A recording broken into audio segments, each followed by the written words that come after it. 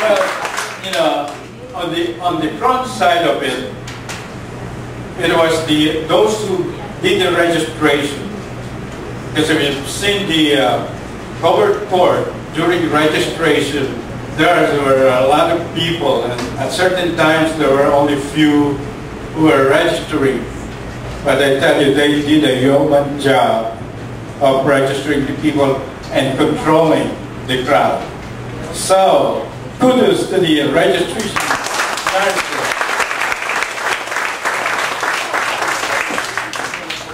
Okay, on our surgical side, the minors total 49 patients, and the major totaled 34 patients. So on the first day, they did 20 minor surgeries, and this is CMH. And on Peter Paul did 34. Wait a minute, that doesn't seem right. They did 8. I'm sorry, they did 8. Right? Okay. Yeah. And then at the CMH on the second day, they did 19 minors and 2 major cases.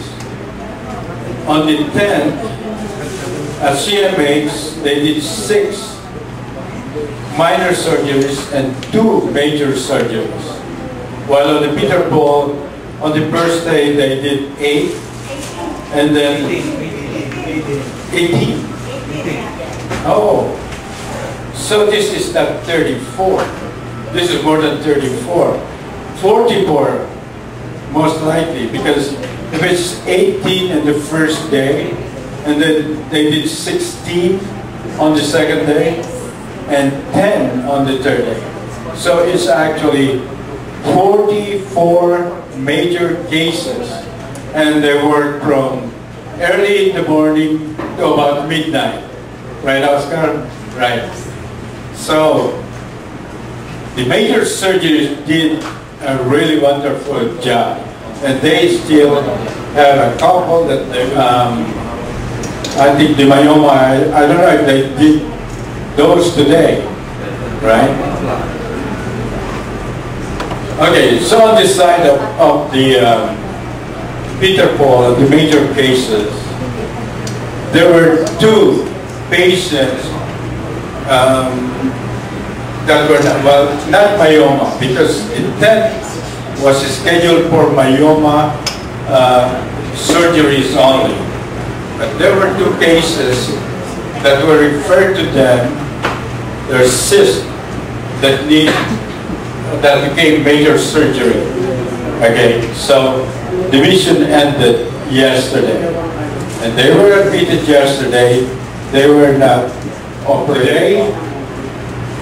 There was a good heart, a big heart, that pick up that the expenses so that they can be operated on as scheduled.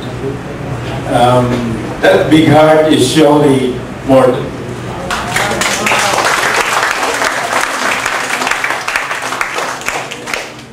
Okay, you know, Yoli doesn't want me to say that, to let you know about this. But it's only right, because you will be wondering, who did? And so that you get the right person, well, it's Yoli. Okay, that is in a nutshell what we have.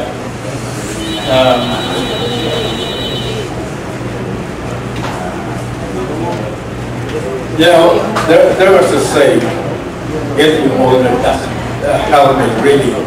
That if you help one person, you did a real good humanitarian job, or you did a good job of helping your family. Just one person. No, we have done a lot. We cannot do it. I cannot do it. You did it. So I say thank you and cheer up for you. All right?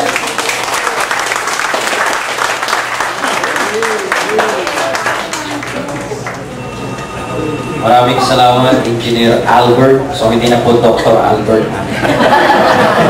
Lagi nagkakamali yung doktor eh. Mukha po kasi kayong doktor eh. Anyway.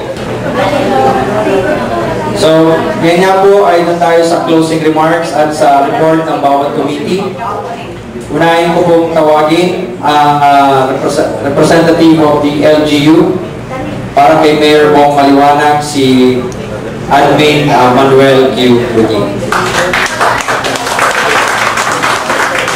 Sa ating po lahat, pasensya na.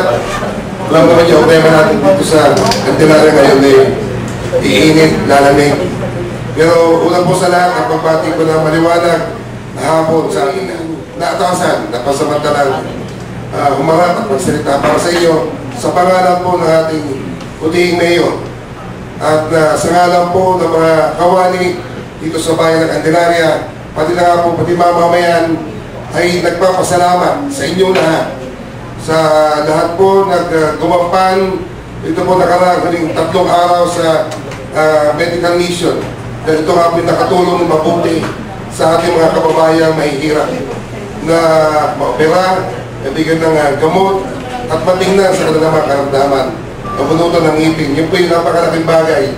Kaya po pwedeng paabot sa ating mga kababayan na nasa ibang bansa ngayon, kababayan din natin dahil sa dyan mga taga-Candelaria na ang taos-puso pasasalamat ng mga kababayan na ng Candelariahin.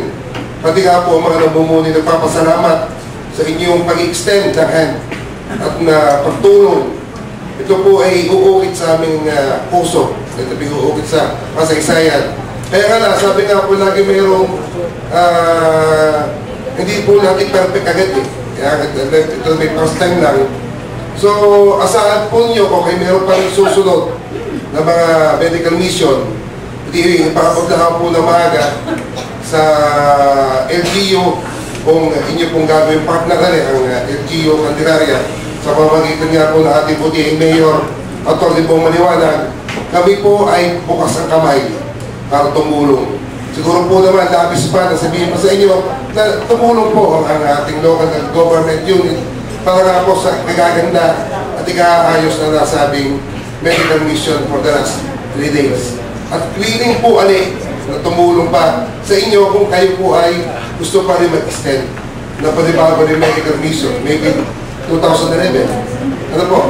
Baka po yung iba natin yung ibang kababayan pang naroon na magbabalik bayan. Kasi kung nakikita nyo, kung Candle Festival ngayon, parang po sinasabayan na halos ng mga kababayan natin. Kasi maganda nga po yung nagiging pag-attract sa kanila kasi nabibigyan nga po ng recognition. Mga po sa ating Law Awards. No, yung pong ating February po at yung pong festa natin ng February 9. So ito po yung maganda pagkakataon at pa tayo po nasabay sa mga nauwi. So asahan po ninyo ang aming pagtulong kami at kami po yung nagpapaabot na rin ng pasasalamat. Muli po, mula po sa damdamin at puso ng inyong salamat po sa inyo lahat. Salamat po.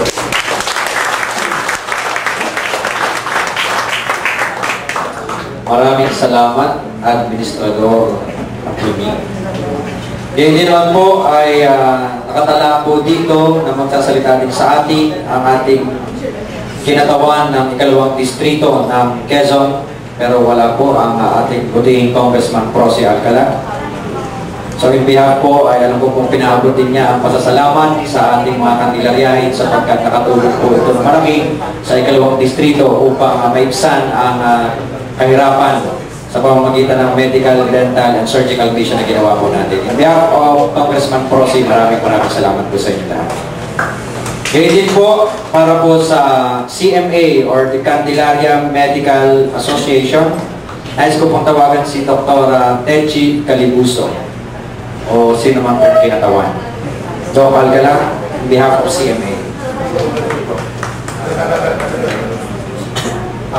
On behalf of Candelaria Medical Society, nagpapasalamat po ako sa inyo, lalo na doon sa mga tumulong dahil kung wala po kayo, hindi po kakayanin. Bagamat ang CMA na nakita ko po ngayon na tumulong ay hindi po masasabing solid dahil nagkaroon po ng kaunting problema. Pero sa tingin ko po ay nabigyan na ng solusyon o ng linaw yung problemang yun nitong makaraang araw. Kaya umaasa po kayo sa susunod, kung may masusundan po ito, sa susunod po, ang Candelaria Medical Society ay handa pa rin po tumulong at mas pakikita po namin ang pagkakaisa ng bawat isa. Kaya umasa po kayo. Narito lang po kami sa Candelaria. Maraming salamat po. Maraming salamat, Dr. Alcala. Ganyan din po, para po sa Candelaria Dental Society, tinatawagan po si Dr. Tess Villarama. Wala po sa kita niya. Dr. Alcala, yan. Hindi ako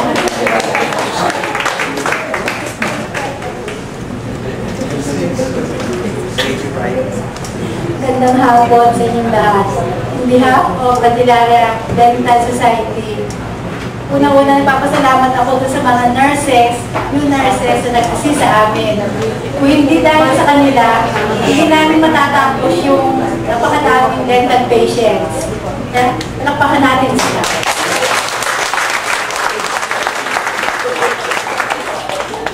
Ngayon, sa pangalan ng Candelaria Dental Society, kung meron ulit na ganitong project, kami ay okay, willing kami.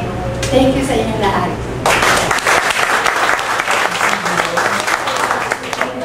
Tuwa si Dr. rin. Nawala stage 5 ni Dr. Siya, may libre kang kiss mamaya kay Dr. Ngayon din po ang director ng ating Candelaria Municipal Hospital. Sa katawan po ni Ma'am Gigi Umali, ang chief nurse ng CMS.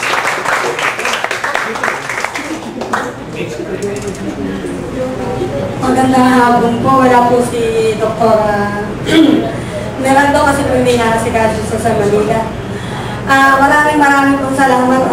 Napakaganda po nung takbo ng medical mission sa aming hospital. Papasalamat po ako sa kay Ma'am Mel at saka dun sa mga taga-Inverga Candelaria at sa mga kasamahan namin dahil maganda yung naging po ng mission doon. Maraming salamat. Wala lang po si Dr. Grace Miranda. Para po sa Peter Paul Medical Center, Dr. Orlando Padre o kanyang kinatawan. Doc Zeke. Andiyan po pa si Dr. Nacorda, nakita ko nga po kanina. Malis na. Malis na po. Sige, balikan na lang siguro po natin sa mamaya. At para po sa ating Rotary Club of Candelaria, wala po si Mr. Rafael Sanggalang po. Tinatawagan ko po si Dr. Enabe. Sige. Kami po ay nagpapasalamat sa mga naitulong namin at yung aming mga kasamahan na wala dito sa ngayon. Kung magkakaroon pa ng another medical surgical dental mission, siguro po sa susunod pwede isama na ang medical, dental, and optical mission. Maraming salamat.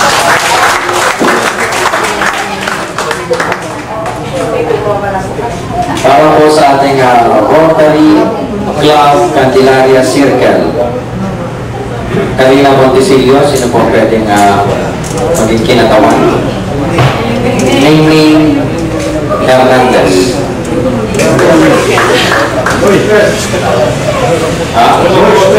Kanina may boses na lang. Sign. Ako pong interpret. Meron po pa ba dito ang Candelaria Circle? Wala po. So, lihat din po ng Candelaria Circle.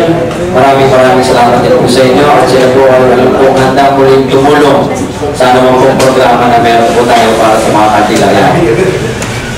Kaya din po ay natawarin ko po ang kinatawan ng Candelaria Quezon International sa panguna po ni Ma'am Shoni Burgos. Salamat, Ryan. Marami po report, pero ito-adjust ko na lang kasi baka kayo board. Una sa lahat, ako nagpapasalamat ko ng Clement kasi last minute kayo lang tumangga. Kaya nagkameron ng email si Albert si Orman at nag-follow up sa Public Health, Department of Health.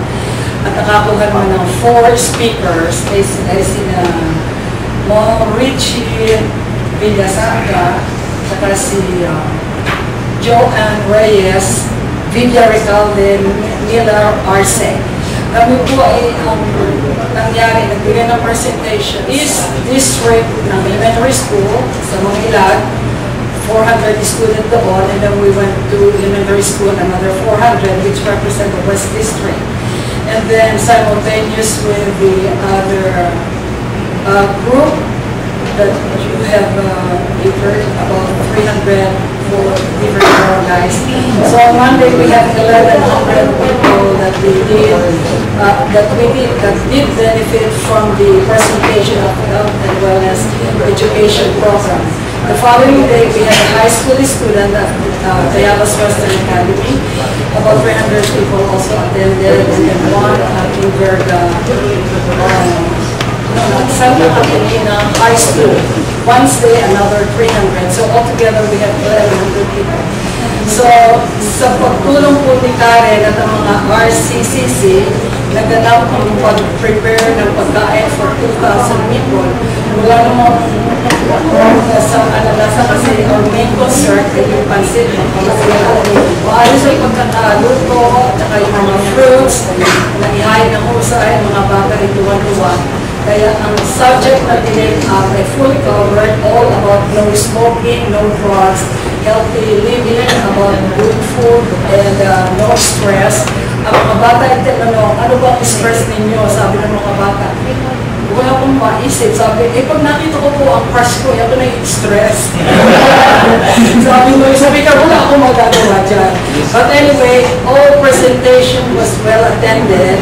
At medyo meron kami ng problema sa Iberga kasi there were about 300 people who who will attend the symposium, but 600 people came. So nag-multiply yung pagkain. Karen was so quick in making the decision just to distribute one part to the first 300 and the set of foods on another 300. Kaya nakaayos din yung lahat, 600 lahat. Kaya masasabi ko po lamang ay napakaganda ng pagkaka-organize. Dr. Angela, maraming salamat po sa inyong presentation.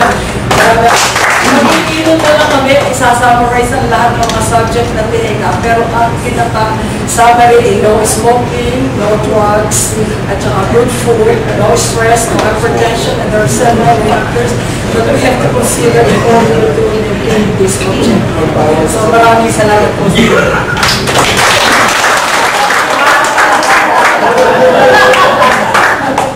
Good afternoon. Magpapasalamat po ng isa na nung pag-real na anyway, nagpapasalamat po sa mga actually, ang